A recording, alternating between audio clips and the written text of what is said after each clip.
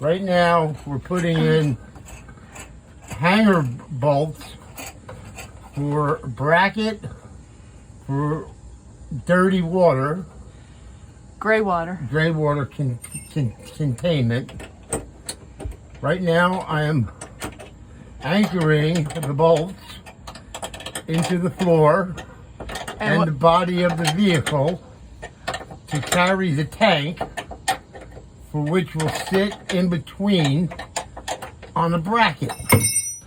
This tank sits now in here for dirty water. And these bolts are what hold the bracket in place to hold the tank in place. See? Gotcha. Very simple. Very simple. So now, because the bolts are not long enough in thread up here in the top, we have to put spacers in to pick up the distance. And that's what we're doing with this. We tighten these in, and they go nowhere. Awesome.